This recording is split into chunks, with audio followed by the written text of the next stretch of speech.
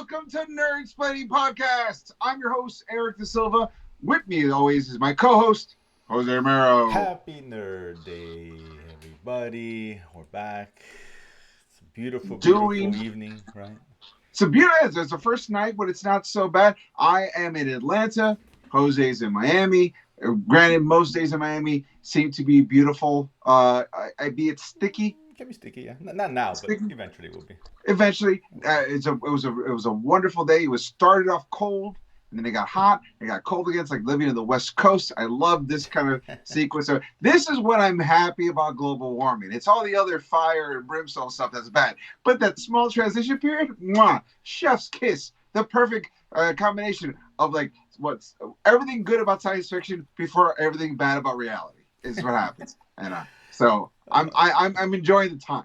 That's good. And it's always nice to have some nice weather to accompany your geek talk, right? That's what I'm saying. Listen, it's a big week in geek. We're talking about a lot of stuff, a lot of movie parts. This is a week of a lot of movie parts. Actually, this weekend, I want to wish everybody a very happy John Wick Day today. Oh, look at that! Dog, is very excited that Part 4 comes out today. So yeah, I think I'm back. Oh yeah, he's back. It's always something. I know it's a horrible John Wick impression, but that's all I got. That's all I got. That's fine. I'll allow it. It's all good. But it's been a big month of movies. That John Wick, now, obviously one of them. I know you saw. Well, real quick before you get to Shazam, real quick, because I did see Dungeons and Dragons. Ooh. The other day. I'll talk real briefly. Don't take too much time, but non-spoiler review, right? We're doing non-spoiler. Totally non-spoiler. Yeah, not gonna. Wonderful. Very cool. Very fun. Great tones movie. I enjoyed it. Chris Pine's great in it. A lot of laughs. Not everything hits. I'm gonna have the greatest movie of all time, but it really caps off a really great December film. I think I liked almost pretty much every film that I saw, and this was good. It's a little long, 2 hours and 20 minutes. But for the most part, ends really well. It's a nice little heartfelt moment in the end. The CGI is pretty good. Some good sequences. I enjoyed it, man. I think you don't like this one. A lot of people don't like this one. This is a good, fun film. 2 questions. Mm-hmm. Does this movie have any kind of after credit scenes? No. Great. I didn't catch any. So most of the times they are included in the screening. Sometimes they're not. But I didn't see anything. Nor did I hear anything anyway. So. Number 2. There is one John Wick, by the way. I think I mentioned last week, but there's one John Wick. Oh, John Wick this weekend, right? Yeah. That does have a credit scene at the end. So. Oh, sweet! Yeah. Didn't know about that. I forgot, but I'm glad you reminded me. Yeah. Second, would you say it is as good or better than Shazam: Fury of the Gods? I enjoyed it more than Shazam. Well, great, because I enjoyed Shazam more than Ant-Man, so I feel like it's only going up. Okay. We both agreed. I like Shazam. We'll talk about Shazam. I talked about it last time, but you go ahead. And you finally saw it. So yeah. I saw Shazam, and I gotta tell you, fun superhero movie. I don't like. There's all these people talking about like it's not tracking well. There's a bomb. Like it's only because people are like, if you go watch it, is it though? This movie changes the hierarchy of DC power. No, it's a fun.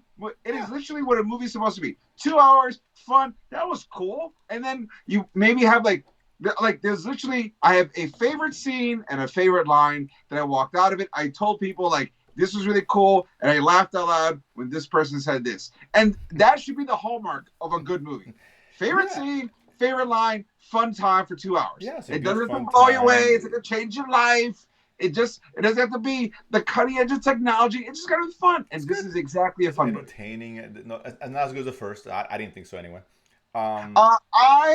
Will say some people say it is. I don't, but this is me.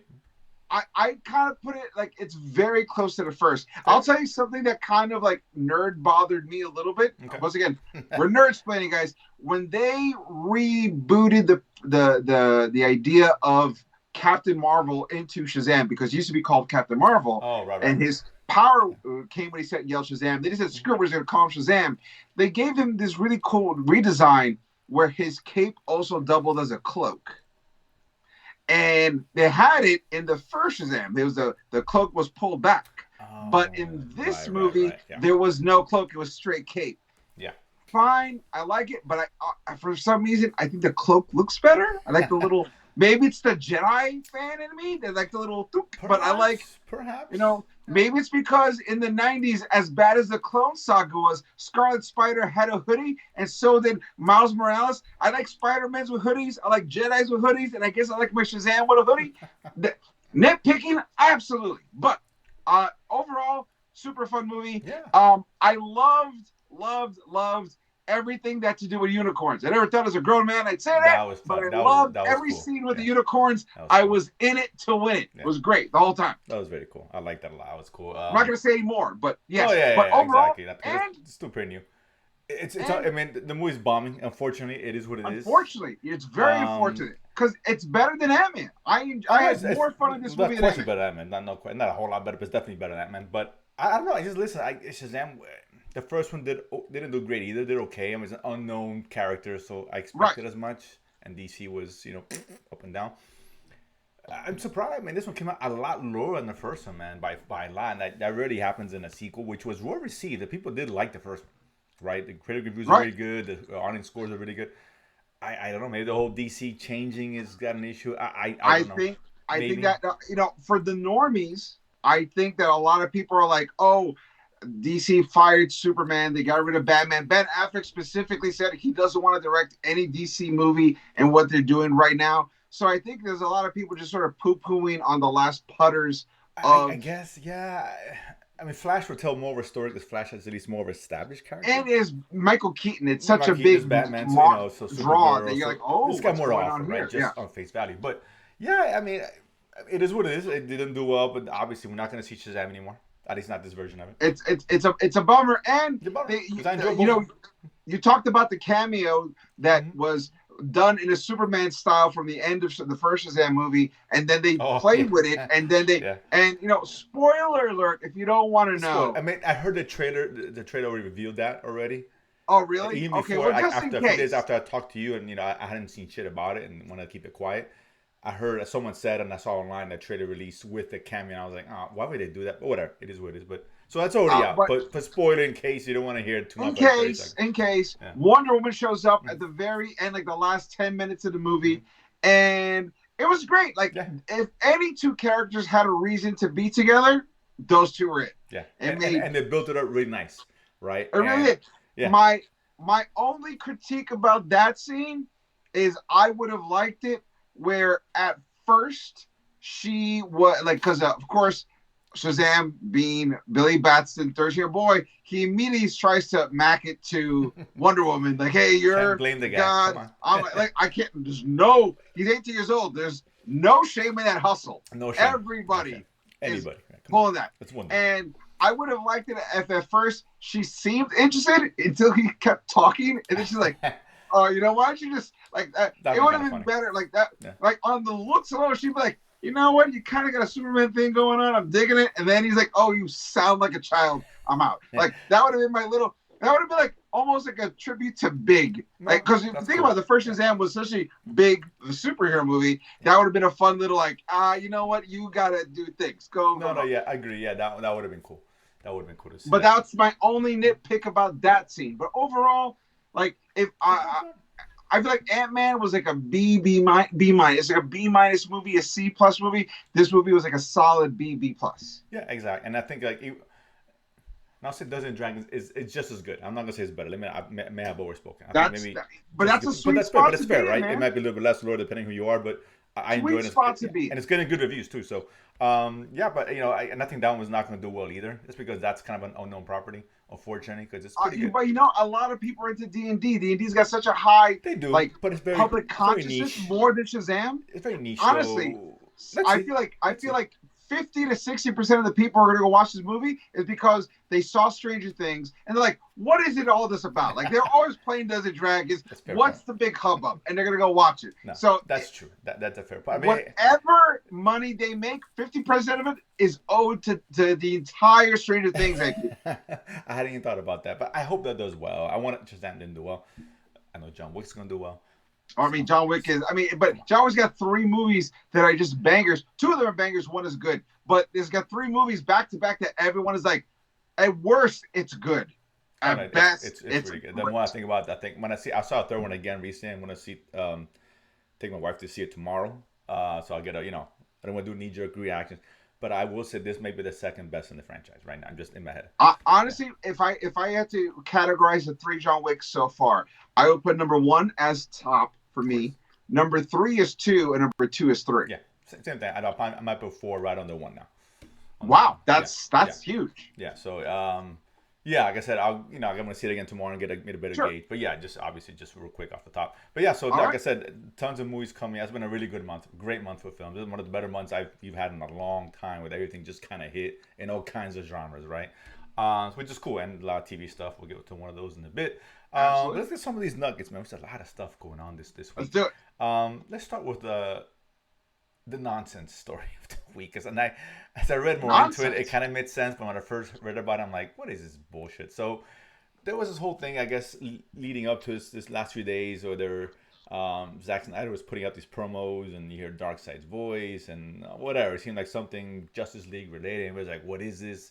What's going on? Is just another part 2? Who knows, right? Everyone just had his 2 cents to throw in. Eventually it was revealed, and I found this odd because apparently the whole thing is that I guess they're going to screen Man of Steel, BVS, and Justice League, the Zack Snyder cut, the 4 version on the weekend, and something called Snydercon. It sounds like they could save everyone a lot of time by just walking into someone's house and going, "Nobody likes you," and then walking away. So it's just like, who the fuck? Listen, I like Zack Snyder. I do. I like a lot of his films. He's not perfect, but he's not garbage. Let's not make it pain. I know he's not. Visually, the man is stunning. He's great. But visually stunning. Stunning. Fantastic, right? Top 5 as far as I'm concerned. But he's giving us good films, man. Dawn of the Dead was really good. I like Man of Steel a lot. 300. Watchmen was solid. So he's done good stuff. Watchmen was solid. Not great, solid. Not great, solid. He's done good stuff, right? So either way. Yes, very much so. But does he deserve his own con? I don't think so. Not even a little bit. Come on. He could be one of the main guests at He could be a panel, absolutely, right? Hall H, whatever, in the regular Comic-Con. But his own thing. Who is Zack Snyder? He's good. He's not that good. But I did find out there was an original back in 2019. He had one. I was like, okay. I heard about that one too. I didn't know about that at all. I'm like, okay. So and then the story made sense. And then I heard part of it goes, a lot of it goes to charity. I'm like, okay. So I can't bag on the guy. So if the first one was 2019, the next one is 2023. Does it mean it's every 4 years, like a leap year? You get a Snydercon? Maybe, dude. I mean, February's get a 29, and the Snydercon appears shortly thereafter. Listen, it's like a groundhog seeing its shadow. That's just what's happening. All directors to have his own con. It's charity, so it's hard to bag on it because at least he's doing something good with it. So I'll give him credit. Yeah, and I get it. And all the money is going to like suicide prevention, which is a very beautiful cause, and absolutely can't bet. It's like saying, haha, you guys are giving all your money to help stop cancer. Like, you can't make fun of it. Like, oh, yeah. It's like, but, all right. But that being said, I don't want a Ryan Reynolds con either. So. No, listen, and I love Ryan Reynolds, but that ain't happening. Love Ryan Reynolds. I mean, want a Ryan Reynolds con. Well, that's a good question. One person who you do a ex-con sounds weird, but a con of an con individual. For just one person. Oh man, you know what? I only because this guy has such a wide berth in his catalog of movies, and I would love to see the cosplay Steven Spielberg con, because that would have been my choice.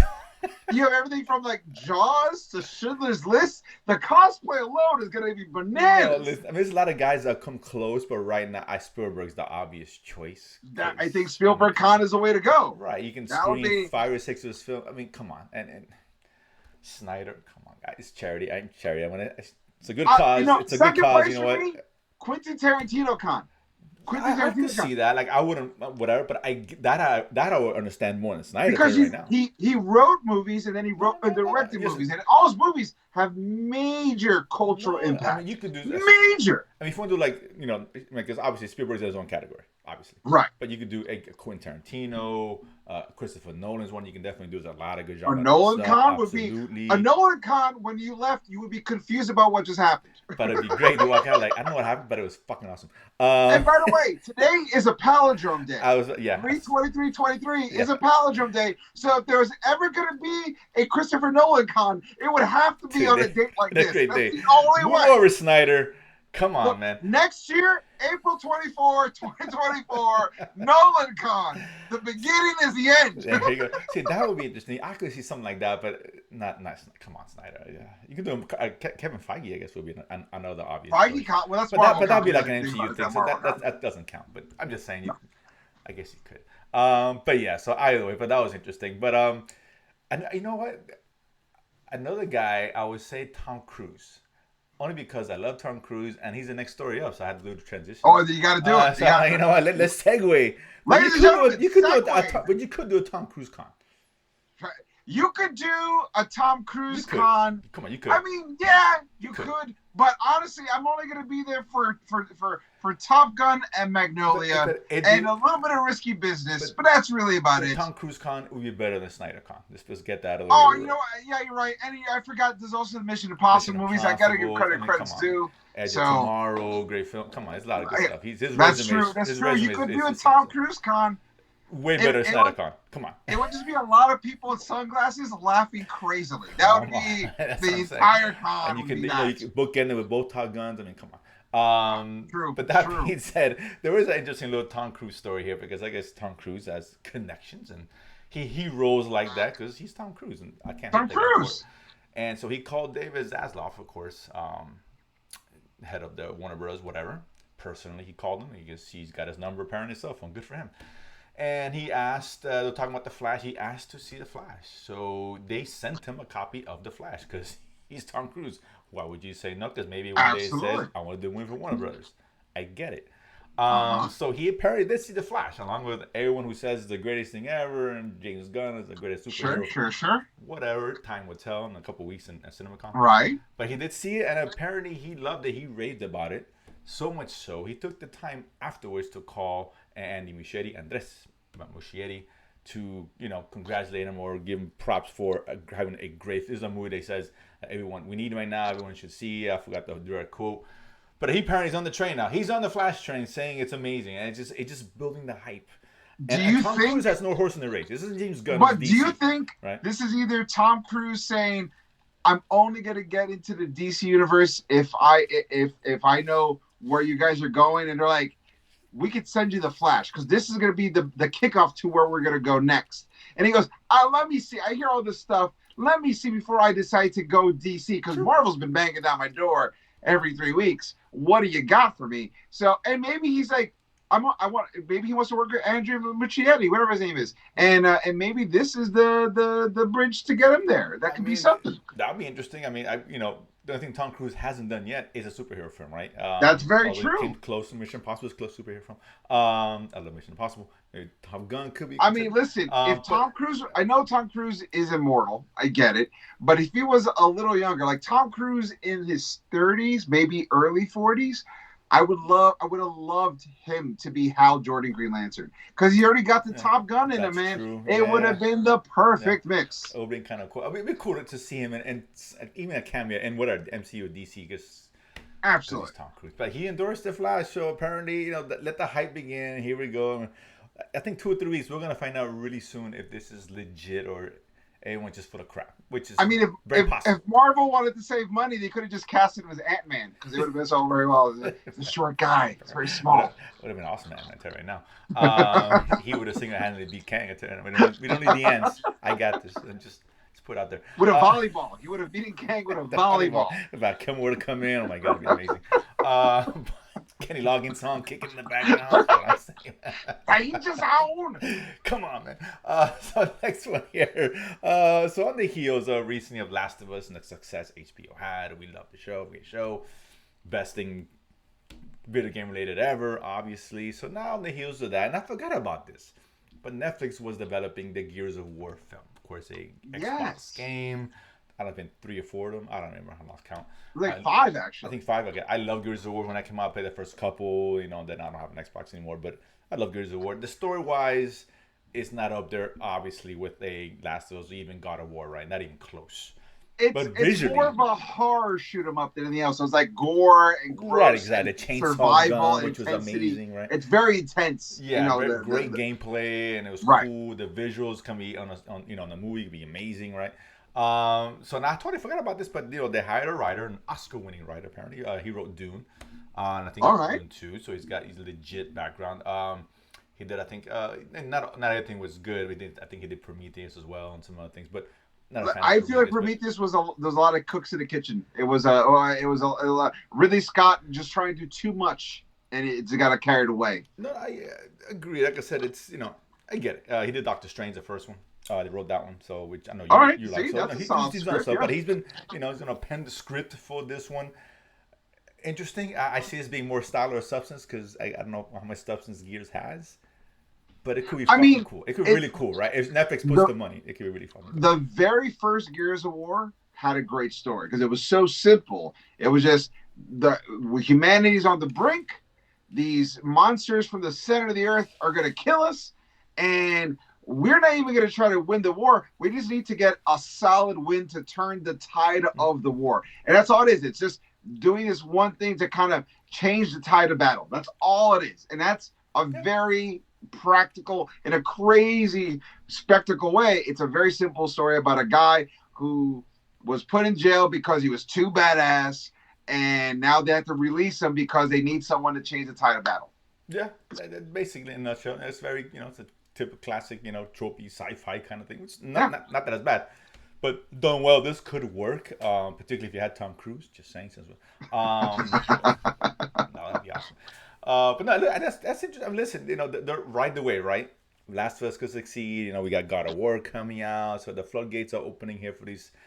Again, it concerns me because out of everything we got one really good, and that's Last of Us, right? Something really good. Right. Everything else has been okay nonsense for the most part. Sonic as the only other good. Sonic, I mean, Mortal Kombat's cool when you're young and whatever, but it's terrible. Let's be honest. I mean, I think Super Mario Brothers is going to be the next big step of getting them properly. Fingers crossed. You're probably right, but that's more animation, so I guess it still counts. But I don't know. It's a movie. It's a movie. It's a movie, and I think that one looks pretty cool. But listen, at some point the tide's got to it's got to turn, right? We got to get a wave of good shit of video games, man. There's too much good shit out there. To quote the Crow, it can't rain all the time. Rain all the time. Wow, nice deep cut. I like that one. There you go, man. For those who actually remember that movie. Nerdsplaining. Very good movie. The movie still holds up, by the way. It still holds up. Yeah, it's got the '90s vibe, but it holds up. I don't care what he says. Everything afterwards is garbage, but the first. Oh no, yeah, it's nonsense. Yeah, and God, and I heard again I'm supposed to get reboot. I've been hearing that. Reboot of Crow for 20 years. James O'Barr, the creator, is actually going to be involved this time. Whatever. Who knows? I believe it when I see it. So whatever. Right. By the way, let's move on to some Marvel. We got one Marvel. Only one Marvel story this week. It's a pretty slow week when you only got one Marvel story for the most part. Sure, but it's a pretty big one. It's a big one because there was a little shakeup in the House of the Mouse, if you will, and Victoria Alonso, who. Argentinian, by the way, so we support a Latino brother in here and sisterhood. Well, I support good work ethic, which she's had for the most part. She had so at the end of the day, she started Marvel back in 2006, right? When they got in the studio before first Iron Man, right there before then, right? And before Disney acquired them, so she was way before Disney. Yeah, she's been there from the beginning. Involved a lot of special effects, post production, yada yada yada. That was a main title, something like that. At some point, people were saying she was being groomed to be, take over Kevin Feige. So she's up there. I heard that rumor too. Yeah, she was very highly thought of, and apparently she got the axe. She was dismissed this week. Whatever. First they said she quit. Well, first the announcement was she resigned. She was no longer there. That was kind of the story, right? She left or no one really knew, right? It just broke and she's no longer there.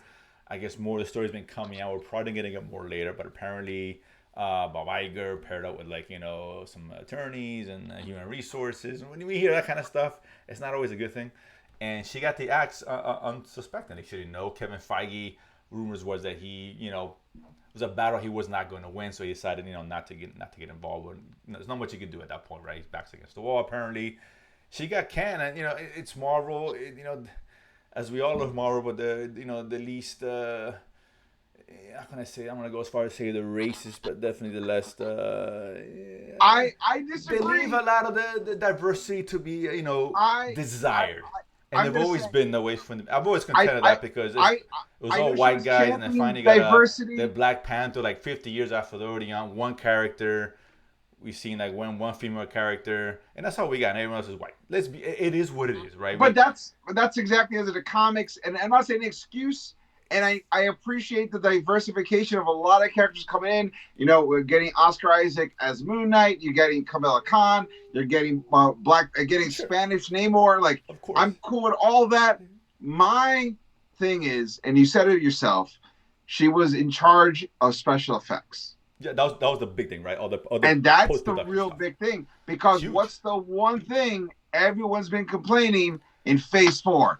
Yo, what is up with these effects? Yeah, even Ant-Man suffered from weak effects, right? No Ant-Man suffered like it felt like they were like a cheaper version of the volume in a big studio. And I was like, the hell is this, dude? I'll say this because I know she's in charge, so you gotta take the heat. I get it, right? But at the same time, because the story went on, a dream part of the story where there was between 2020 2022, some of that, there were 17 projects going on. Yeah, that's a lot for any person to deal with. Absolutely. So much so that they came out and said when they replace her, they have to get 2 people to do her job. Yeah, so that tells me that she needed help. Yeah, but also right, not to get fired. That's what that tells me. I know she brought some stuff, but also, what did she do that became infamous? Is that she was overworking and blacklisting special effects studios. That's what has been said. I don't want to speculate. I know they were overworking it because that story's been out for a long time. But these companies been overworked. But we're overworked by everybody, particularly Marvel. But I think it's Marvel. I'm not going to talk out of school, but of course. I know people in these special effects companies that worked in Marvel, and it's a lot. It's a lot. And that's all I'm going to say. So it's a lot. They don't make enough money. But again, is that her problem? Or is that a Marvel problem? It's her problem because people that could do it, because she got mad at them for asking for more money and more time, she goes, "You guys are blacklisted," and that is kind of her problem because she didn't have to do that. She could have just spread the work evenly and not put so much pressure on the people who are willing to take her crap. But because they got on her bad side. And that's that could be true. I don't want to speculate because that's just a room. I don't know. I know there was a complaint from the VXS companies to all the studios. They were getting because we had Warner Brothers gives them a lot of work, and Netflix gives them all these companies give them work. It's just too much to go around, and the timelines that these guys need. And the problem is with, which is why I don't know if I fault her completely. She didn't decide let's do 17 projects. Right. She was told here's 17. And 2 years, deal with it. And what's she gonna do? Okay, you got to put pressure on these companies to get it done, right? It's too much work, and that's what the companies for years have been saying. There's too much work. These timeless guys are working like 20-hour days and all this. And I get it, and it sucks, right? And they have to bid because all these companies bid for the work because they all do Marvel or DC, and they got to go lower, so they don't make much. It's a problem that within the industry, it's not her problem. I mean, don't get me wrong. There's probably stuff that she could have done. Who knows? I don't know. But the problem is that it goes back to Marvel slowing it down, right? Because with too many projects, what happens? The VFX suffered, but that's not all that suffered, right? The story suffered as well. A lot of the story suffered, a lot of the editing suffered. So it goes back to why do 17 projects in 2 years? That's too much. That's too much show, too much shit. And Iger came out saying, let's slow it down. Let's take up, which is the right approach because still to me, the funniest Bob Iger quote is, every Marvel character is great, but they don't need 3 movies. Yeah. That's my favorite quote. No, it's pretty funny, yeah. It's a kind of thing where, like, I remember when Marvel movies just first started happening with, like, Fox and Sony, and Avi Arad goes, Marvel has 65,000 characters in their catalog, and each one could carry a movie. And I was working in a comic book store back then. I went, no, can't. That's not true. Like, there's a lot of great characters, but there's not 65,000 comic book titles because not every character can carry a monthly book, let alone a movie. Right, exactly. And it's funny Bob Iger say that. He may be right? I mean, we don't need that many. That's true. I mean, I guess he was speaking to that, and just in general, we don't need that many films to begin with. Which is what I've been saying for the last couple of years. Slow it down. Give us quality of a quantity, essentially, right? I think Marvel accidentally stumbled onto the cure to this situation. Don't make so many miniseries, but do half series, half special presentations. Yeah, I say do a series, and that's it. Do a series here and there. Focus on the films. Instead of 4 movies and 4 miniseries, do 2 movies, 2 miniseries, and 2 special Yeah, presentations. or just one special, whatever. 4 or 5 projects a year. That's all you need. That's all you need. I say 2 special presentations. You want to know why? You can make a character that's going to appear in a movie. You can focus on him or her. So when they appear in the movie, they've done all the heavy lifting for you. So the movie excels better. Or you could do a one for a movie and one just to try out what's going to happen. And so that's also, I mean, you could have, like, for example, imagine if they did a special presentation Namor and then Namor showed up with Black Panther. You already got all that other workload out of the way, and you just go in there. And if people are into Black Panther, when they go to Disney Plus, they're like, oh, there's a Namor special presentation? I'll watch that. And so you save all that time, and you can make the story tighter, which means you don't have to do a 2 hour and 20 minute movie. No, right. You could do of course, 2 hours. Yeah. You can cut 20 minutes out of the film. That's a good thing, right? Easy. So Easy. yeah, so I mean, it is, and again, all that is all. It's just a big snowball, right? And she got caught up in that. It is what it is, and I'm sure she thinks she was doing things because she had to. She had no choice, and there is. But it's great because you don't see this kind of shit at Marvel. You don't. You see it in DC. Usually, you don't. This is a first, almost, right? I think the only closest to this is when they canned almost everybody from the Blade movie and started over. Well, that was, but that was recent too, right? That just happened. That's recently, what I'm saying. Yeah. I think because they realized the amount of stuff they're putting in was not bringing in the amount of money they wanted in. You know, that juxtaposition. Remember, it all comes down to money at the end. As long as you're making money, do whatever you want. And they're still making money, just not as much as they were, right? But that's the thing. Even when you're not making as much as you want, people are going to be like, whoa. Right, exactly. How come this one didn't do as well as that one? That's people are going to get dropped. Always. People are going to get shortchanged. People are going to get cut off as an example. And here's the thing. Like you said, she has been with Marvel since 2006. So, her paycheck was fat. Oh, because she's getting paid. But now you're getting she's going to be okay. At the end of the day, she's going to be fine. That's what I'm saying. But now you're getting 2 people to do her job. And guess what? I guarantee you they're still saving money on those paychecks. And you know what I mean? I'm sure that was a factor. Absolutely. Bob, I could talk about, getting, riding the ship financially. Bringing down the cost of things. Right. Absolutely. That's part of it. We get it. It is what it is. But it's just weird to have Marvel go through this kind of, kind of discourse and behind the scenes that we're not usually hear of them anyway, right? It's usually either DC or particularly Star Wars, which brings us to our next topic. Because Star Wars, this is our Rocky and Bullwinkle part of the show. Because same old, right? Again, because here we go again. And now it's Damon Lindelof,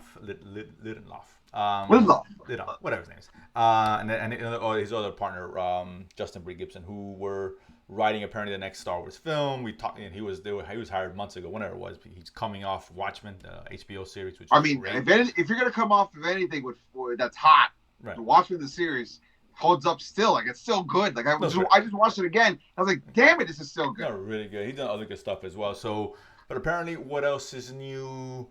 Add to the long, distinguished list of those who have parted ways from Star Wars. This is just another cog in the wheel, another spoke in the wheel, if you will. Just decided to drop out for whatever reason. Both writers out of this film.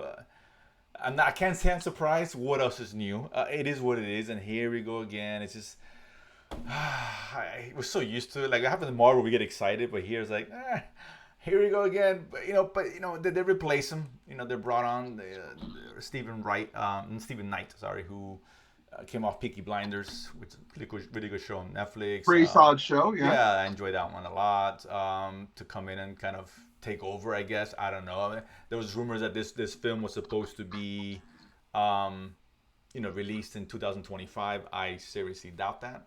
Right. I'm not buying that at all. Maybe, I don't know. If that's the case, you have to start like pretty soon.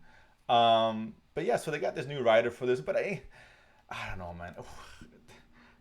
In 2 months, we're going to hear, Stephen Knight is out, and I can just see it. And I just know it is, man. It's kind of frustrating as we're so used to it. It's still kind of frustrating to see it all the fucking time, dude. Yeah, man. I mean, listen. At this point, I don't even know what's going on, because at least Marvel has, at this point, a semblance of a plan that you can kind of see. Oh, they're making moves because they're restructuring this, because they want to get to that, they want to focus on that, blah blah blah blah blah. With Star Wars, no one except for Mandalorian, there is no plan. Apparently. And so if they have a plan, it goes to shit, right? We just we right. talked about the Kevin Feige one not doing anymore, and the whole issues with Patty Jenkins recently, and whatever they wrote Squadron. That's whatever. Taika lingering out there in the ether somewhere. I don't know. We haven't heard anything on him. It's been a disaster.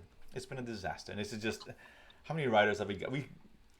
It seems like every 6 months is someone leaving Star Wars or canceling a project. It's just the same old, same old. Except I think consistency in terms of actual projects being done. Not saying good. Is just the TV side, right? They got the other one. What's it called? I forgot the name of the show with Jude Law supposed to be coming out. Oh, Skeleton Crew. There you go. They just hired the directors who did everything everywhere all at once to do an episode of that. So whatever. Nice. They'll probably quit in 2 weeks, but for Sure, now, of course. On board. It's fine. They'll Lord and Miller it. They'll get fired and they'll hire someone else. They'll finish the finale and they don't like it. They'll redo.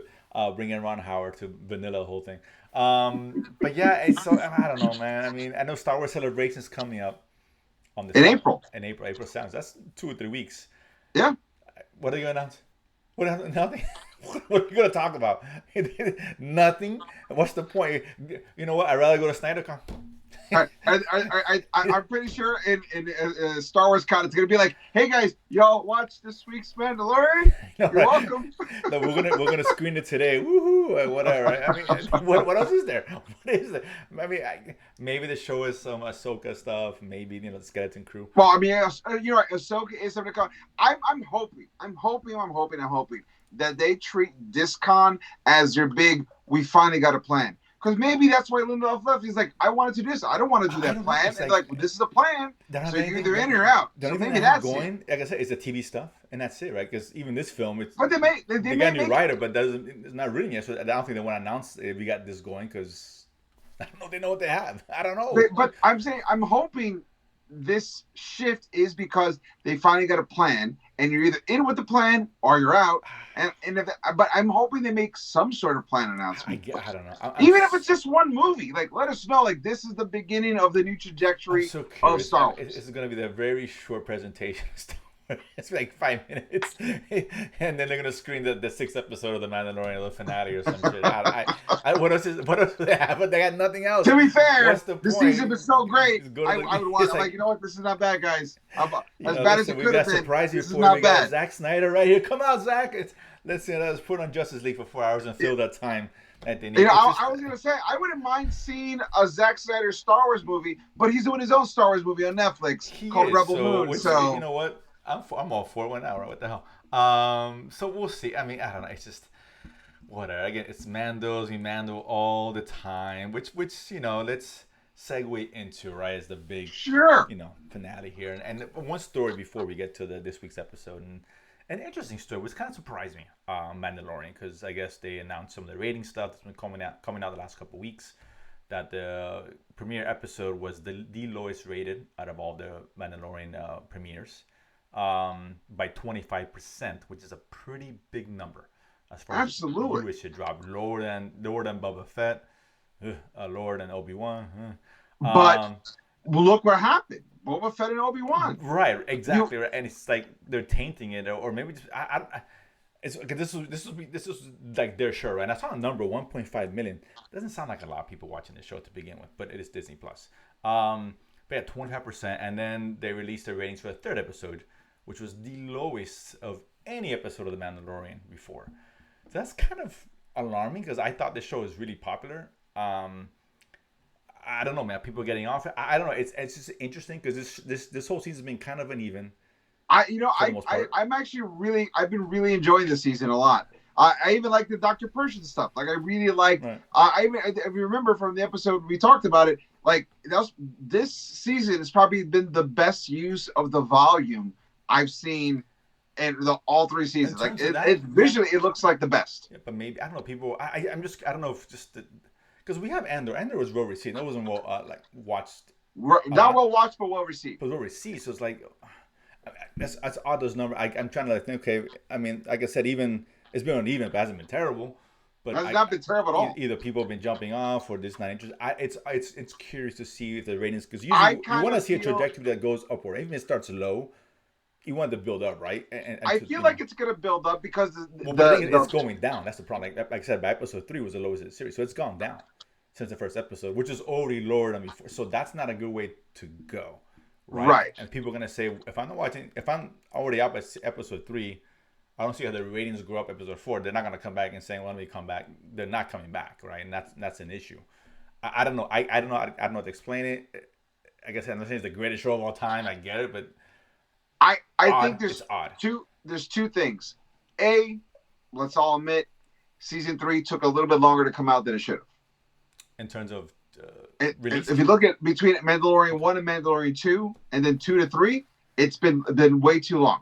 They tried to do too much in between before they got to Mandalorian. They should have fast tracked it. But That's just. I figured. Let's assume like Boba Fett was not good. And Obi-Wan. I get all that, right? But if you're a Mando fan, you're waiting for Mando. I mean, Yeah, you are. But what happens while you're waiting for Mando? You watch. Oh no, yeah, but I get it doesn't mean I'm not gonna watch Mando because these other shows suck because it's not. But there's show. but I don't know. But it's a kind of thing where like, if you love a thing, and you have one thing to look forward to, but everything associated or around that thing sucks, you like, I'll watch it later. Like, I'll binge watch all 8 episodes when it's out. Like, and that's like when your quality control drops to an extent, it is going to be a slow turn, especially if you're not having really big things. Like, there's been really cool things, but there hasn't been a big thing. And if you're going to do this series after 2 real big stinkers, you got to open up with something not just fun, but big to kind of go, we're doing something. And that's the thing. Maybe just like I said, to me, the first episode was okay. So I don't know. I really liked this first episode. I thought it was a great reintroduction to Mando and his world. But I'm in it to win it. For the casual fan, it wasn't it wasn't as big enough. Right. And that's what I'm saying. It's not going to grab you. It's probably not going to grab you. And again, it's weird because this episode is like 25 minutes when last week was 50. It's odd, right? And it's a fun show, different kind of show, but there's really no story here. And there's it's been very episodic always, but there's always an overarching story, right? The first one you're getting. I always feel like the last 4 is when they get to. But you know at the beginning what's going on, right? At the beginning, the very first episode at the end, his Grogu find it, set it up, and now it's his job now to take him to safety, right? Protect him. We get that. Second one, we got this. We had a main villain with what's his face, Gideon. Grand Moff Tarkin. Moff Gideon. Yeah, who was introduced in the first one. So there was always something. This series. Sure. Like in the beginning, right, we thought, the redemption of Mando's gonna spend time to get back his. That took like 1 episode. Right. Episode 2, he's there. It's like, okay, this is the big thing. He had to jump in the water, and that was a big deal. Like, all right, great. I thought it was some kind of challenge or something he had to do, or nothing. Just jump in there. Okay, all right, that was easy. I just where are the stakes here? And it's just like, and it's that kind of show where now we're halfway through, and it's been enjoyable, but. I know the stories. There's no story, right? And people want to see that, and I get that, right? And like Andor, right? People it's too slow. People complains, whatever, fine. But at least you know what the story was, right? We know what was going on. It was building up to something here. I don't have a clue what's going on in Mandalorian. I'm still enjoying it because it's got some cool shit. But really, I don't know. Someone asked me what's it about this season. I'm like. They're just there. I don't know, hanging out. I don't know, like what I'm saying. I mean, am I wrong? I mean, they are hanging out in the worst place possible because every time they're out training, a giant monster shows up and tries to eat someone of them. So they're hanging out in the worst place possible. That was weird because that's one of the things of the show is like it's not really written sometimes, and that was like I let it go, but it's kind of silly. They were just there, right? Like you said, giant monster attacks them and. All right, let's go back out there. Who cares? And then another giant monster who always shows up apparently, because it's happening. So where's the defense against it? Where's the lookout? Hello, these guys are warriors. Let's get into the episode because we're getting into the episode. Let's get into the episode. One of the things that happens is they reestablish everyone's outside of the cave again, and they're all training. And one thing I thought was kind of funny was when the camera's panning. You see everyone training. There's like 3 or 4 Mandalorians just shooting, but they're shooting into the water. Yeah. And then I was like, what were they shooting at? They're shooting into water. I thought maybe they're trying to keep that monster away. So they just shoot in the water. And it comes in and gets tagged. Like, I was like, maybe that's it. So I was okay with that. But when they showed up, I went, that monster showed up again. I'm like, You guys have jetpacks. You're hunters. That's what I'm Like, that should have saying. been done the second time. Right, you fall through it once. Okay, fine. Twice, three times. Come on, now fool me once, fool me twice. Mandalorian should not allow a third time. The That's what I'm second time, saying. crap. Right. Well, Mandalorian. where's a guard tower looking out for these flying things, or where's a defense for it? Why are they training out in the middle when they attacks? So it's that kind of stuff that kind of like. Why don't they have scouts in the perimeter to warn of, like, we got something coming in? It really kind of diminishes what they're trying to do. It's kind of stupid. It's stupid. It really is. It's dumb, right? But I mean, the story itself, I like what they were doing with the story. Sure. But even in the time pace, like, that's another problem I have with this episode. As cool as, let's talk about the highlight reel. Seeing Grogu's past. That was cool. Yeah. That was cool. And big deep cut for Star Wars fans. Yep. You see the Jedi that saves Grogu, gets him off of Coruscant during Order 66, and it's an actor that every Star Wars fan has hated, reviled, called Ahmed Best, but he's not best known for being this Jedi. He was known, unfortunately, for many years as Jar Jar Binks. And we, as a generation, like, I've noticed there's a whole, like, reinterpretation of member berries where people are like, oh, the prequels are awesome. No, they weren't. The prequels are garbage. Yeah. The only good one, technically, was Revenge of the Sith. Agreed. Everything else had moments at best. They were bad. The kid who played young Anakin is like a drug addict, gangster. Like, he only said Star Wars ruined my life.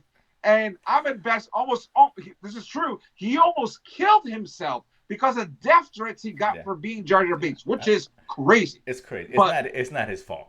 It's not his fault. But he did what the role told him to do. Right. And something I was watching in this interview he did about talking about this really dark moment in his life, he's like, when I was doing Jar Jar, they were still working on the very first code for CGI characters, which means all the information I did helped to create what CGI is today. So every CGI character has a little bit of Ahmed's Best physical motion capturing as part of the reason things look so cool. You could not have Thanos without Ahmed Best. And you got to put respect on his name, man. Like, I don't care what you say. He is unfairly doused with negativity. And again, not his fault, dude. He not his fault. I feel bad because, look, George Lucas, do this. I did it, and I got paid, and that was my job, and I did it. Who knew? No one knew. Blame Lucas, that was a terrible character. The man's got to eat. Phantom Menace trailer, that movie was supposed to be the greatest thing ever. Right. We were lied to. Oh no, lied to. Bait and switch to the nth degree, no doubt about it. Ahmed Best shows up as the Jedi who saves Grogu, and it was great. It wasn't fantastic, but it was great. It was fun. Yeah. I would have liked to see a little bit more Jedi-nessy of it. I would have, you really forget how amazing Obi-Wan is until you see him compared to other Jedis who can't keep up with him. Like, Obi-Wan is like, every time someone shoots Obi-Wan deflects it, it goes right back at the dude, killed. These Jedis are barely blocking laser hits, and they're dropping like flies. And what's funny Even Ahmed Best was like, he had 2 lightsabers, and he's still just keeping up on his own. I was like, man, if Obi-Wan was here, everyone would have been dead, and he would have said something quippy and then saved the day. It's funny because it's funny how the troopers finally picked the right time to have good aiming. Never in the history of Star Wars were they so it was like watching John Wick out, like 8 John Wicks. They're all getting headshots, and it was like, my God, where does this come from? To be fair, all those clones are based off of Jango Fett, so it makes sense. But even in the prequels, they don't have the best aim. But that means running joke. That's always the way to in the original trilogy, no best aim. In the prequels, pretty good aim because they're Mandalorians. I haven't seen them in a long time. You got to rewatch it. In the prequels, they had good aim. In the original trilogy, horrible because those are human beings. They couldn't keep up with the Mandalorian training. Jango Fett, Mandalorian, good aim. That's why they were so good at it. So it makes sense to me. That's fair. But you see him like do this crazy, I'm a big sucker for high-speed car chases and like futuristic. Like, to me, the Fifth Element was one of my favorite movies because of the high-speed super city high-speed chase. I love that kind of stuff. As soon as Ahmed Best had Grogu on a space motorcycle and he's going, all of it was like, this is great. He had heroic moments. He saved the day. To me, his Star Wars legacy has been secured. Another thing I didn't know about, I found out about later, the Jedi that he is in this thing is a Jedi character he played when he hosted a kids like Double Dare, like a kids show, yeah, called Jedi Temple Quest or something like that. I don't know, but like they made that canon in like the silliest, awesome way possible. I'm like, which is kind of fun. Yeah, I heard about that after. I'm like, oh, that's interesting. I didn't know that. I was thinking, is he someone like we're supposed to know? I don't think they said his name. Maybe they did. They said his name in the show, and they said his name at the end where they were trying to get him. Like, we got to get him to Curl or whatever his name is. I forgot the name because I only saw it once. I was half asleep because I'm an adult, so I was half asleep when I saw it. I was like, I didn't watch it again. I want to watch it again. Have not yet, but he was great. But then it cuts back to the Mandalorian adventure, and a giant bird monster kidnaps the kid who was getting baptized in the first episode, and Mando and a crew of people being led by Katie Sackhoff's Bo-Katan character go on a quest to get the kid back.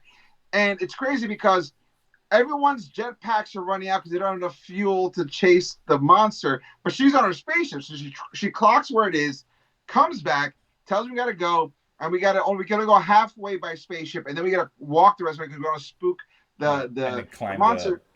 Mountain. They climb a rock, which I thought was kind of cool. It gave me like parts of like Mission Impossible 2 meets old school Batman when they used to climb up the wall. I kind of got like elements of both those things. But I still enjoyed it. They had to camp overnight, so when they got there, it was daylight, so you could see what's going on. And that's my problem with the pacing of this episode. A bird monster captures a kid. There's a giant nest. Listen, you don't have to be a fan of Land of the Lost to know that when a giant bird monster has a nest, there's babies inside. So any animal it gets, it's going to feed to the babies. Sure. But if you spend a day to get there, you literally are eating at night. What are they doing with that kid that has not been, like, they should have been like, we can't stop to eat. My son is going to be their dinner. By the way, you find out the kid is Paz Vizsla's son, played by, what's his name? Jon Favreau, who does the voice. Mm-hmm. And I was like, and then when they get there, I don't know where the bird magic shows up and then spits the kid out of its mouth, which is insane. And if you have seen anything of Star Wars movies, whenever a giant monster eats you and then spits you out, you should be covered in slime. That kid was dry as if he just got out of his trailer. Like, I was like, there's so many little things. Yeah, there's a lot of like just dumb and dope. It was dumb weird. Little things. Yeah. But then you have the Grogu sequence, which is great. You had the bird escapes with the boy, and they go in and then Djarin has like his own Iron Man moment, which was awesome. And I was like, how can he do these parts really well, and then these parts kind of overlook? And I found out this is an episode directed by Carl Withers. Yeah. And he directed it like an episode in season 2, which was great. Yeah, and I was like, where's the attention to detail? Because in your season 2 episode was fantastic. Yeah. It's the one where they go into that Empire base and then escape out of it. It was one of the best episodes of season 2. And this one, it was just like these small little inconsistencies. Yeah, it was weird. And this story was, I don't know. And because we're halfway through, right? And about, I think it's 8 episodes. So I'm like, and again, I go back to, okay, so this is a nice little thing here, but where we're going with this? Like, where's the story? I don't know. Like, I have no idea. And they got 4 episodes. I don't want them to rush through it, right? Like, we know we've seen this, not Mandalorian particularly, but other series where they just kind of rush to the end and there you go, right? Put in the platter, microwave, and here's an ending. Now I'm like, man, we're going to get the same thing here. I don't know. Like I said, there's cool stuff. It's just been a weird, I don't know. It's been a weird season. This by far has been the weakest season. Not saying it's bad, but the weakest season compared to the other two. What makes me mad is that it may be the weakest season in terms of inconsistencies, but visually it's one of the best looking seasons they've done. Obviously, and that's the part that upsets me. It's like you are going leaps and bounds. You're making season 1 and season 2 look like they were filmed in a sound stage, but your story is more inconsistent as opposed to how those two were so tightly packed. And you had longer to do this. Yes. The story should have been the one that was the best thing out of it, not the effects, which is weird. And then 20, well, actually made, I guess, 25 minutes before credits and all that. It's just too short, man. Like, I don't know. It wasn't 25 minutes. I felt like it was like a 40-minute episode. No, it was 32 total. That's with credits. Wow, that's Yeah, crazy. so like the minute and a half before with the the recap and then Sure, sure, the sure. credits. So about 25, 20. So it's pretty short, man. Which I'm is gonna have to rewatch it again yeah, because it's I after didn't coming with the remember it. longest I didn't clock episode, it. right? The longest episode we had now is just one of the shortest ones, maybe the shortest one. It's just I I don't understand this that inconsistency of the storytelling. Like I don't understand where they you can't tell me you couldn't put an extra 10 minutes of story towards the end just to kind of like okay we're gonna cap it off and this is where we're gonna go, right? Or You this know is what where would we're have been going. a great cap off is you did this whole thing right, and like now they bring in the babies of the Yeah. pterodactyl monster they killed. They bring in the babies, which is kind of cool because Mandalorians are notorious for writing giant things, Sure. whether it was the Mythosaur or the Rancor in Boba Fett. Mm-hmm. Yeah, so they brought that in. I would have tell I'm telling you what I think would have been really cool is we would have gone back to Coruscant. You would have seen Dr. Pishin almost like in a vegetative state. And then he goes, you think he's going to go back to his quarters. He goes into prison and he visits Moff Gideon. And he, like in a post hypnotic suggestion situation, tells him everything is set up and that girl sends her regards. And then he walks away, but he has a look at it. He has no idea what he's doing. He's like just doing what he's programmed. So he's become like a Manchurian candidate. That would have been a perfect 10-minute stinger Well, because it would have to been a good all that. it would have been a good follow to last week's, right? Which I thought That's it what I'm was, which saying. is That the you needed contrast is something weird, kind but of create that connective tissue, as a right, lot and of that's people what like I'm to saying. say. That's when it goes back to And storytelling. that would have been sweet. Yeah, Like, you would have been like, that's cool, and but you needed something like you that. need Something something. like that So you needed. it's just I don't know. I'm very curious to see what this next episode gives us because I honestly I don't know what we're gonna get here. The one thing that story wise I thought was really interesting, besides seeing But the the background, Grogu passes, is a Bo-Katan admits to the armorer that she saw the Mythosaur. yeah, yeah, setting that up. Yeah, That was that's kind of cool. cool because at this point I'm thinking, is she saying it because she's trying to let her know that maybe she is the chosen leader? Is she saying it to get approval from their clan? Or is she saying it because she's trying to almost like double check with herself? I was like, does this sound crazy when I say this? Or Right. and the armor in classic fashion doesn't disavow her and doesn't support her. She just goes, this is the way. And I'm That's like, the man, like that is a really tricky response because it's like the most supportive. Sure, you did. You've ever seen in your that's entire like that's life. like parents and the kids. This is the way. Yeah, Dad, how this come is. I have to? You This know, is the way. That I should be the kind of answer wish every parent I should could give. go back to being This a is the way. small kid parent because every time a kid would say something and they were like, but why? I'm like, this is the This way, is the and then way. I'm like, oh, Like I get it. That okay, makes a lot of you sense. know. Yeah, So I was like, just shut up. Basically, what you're Man, saying. Just be quiet. This is Mandalorian the way, Dad. parenting is where's that, guys? Is what I'm trying to say. Like, I mean, that's what I'm where's saying. that book? It's a very good Where's that parenting book? tool for new parents out there.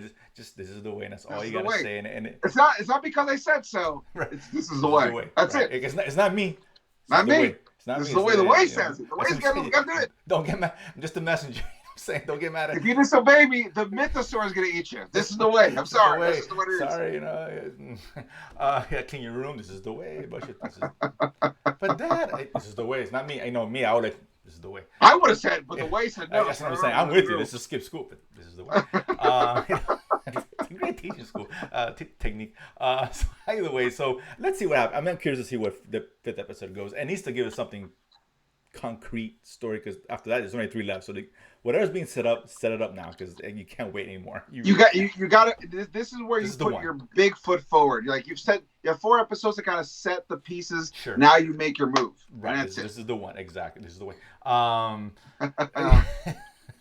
I can't get that. I saw what you did there. I saw what you did You there. like that? All right. But anyway, so with that being said, Eric, those are the nuggets for the week. Guys, and that is the show. Thank you so much for tuning in. We appreciate all the love and response you give us. Don't forget to like and subscribe at the Latin Nerd Network here on YouTube, where you can see Nerdsplaining, you can see Watch List, you can see Thanos' Choice, and other shows we got coming up. We guarantee you there's going to be a lot of fun stuff coming up this year. We got a lot of special guests coming up here. You're going to really love it. We'd love to have you be a part of it. Don't forget to follow us on social media at Nerdsplaining Pod on Instagram, at Nerdsplaining _ at Twitter. If you want to listen to the original audio episodes, go to ericdasilva.com, ERICDASILVA. While you're there, don't forget to pick up my album, Adorably Offensive. It's a great hour comedy. I'm actually going to be starting going back on the road later this year as well. I'll give you announcements for that as well. Thank you for all the love. And you guys keep asking, when am I going to go on the road? It's coming. I told you, I'm working on things. Things are happening. Don't forget to check out DangerSquad.com. It's a comic book I'm working on. You're seeing some additional pages. We got a lot of stuff we're going to start announcing pretty soon. So please keep going in there. Don't forget to subscribe to our mailing list, and we'll get to you guys as well about that as well. Guys, as always, don't forget to let us know what you liked about the show, what you didn't like about the show, what you wanted to talk about, what you thought about our opinions. Agree, disagree. We'd love to hear your opinions about that as well. Guys, as always, I have been Eric Da Silva. This has been Jose Romero. We have been Nerdsplaining. And if you don't know, now you know. Boom.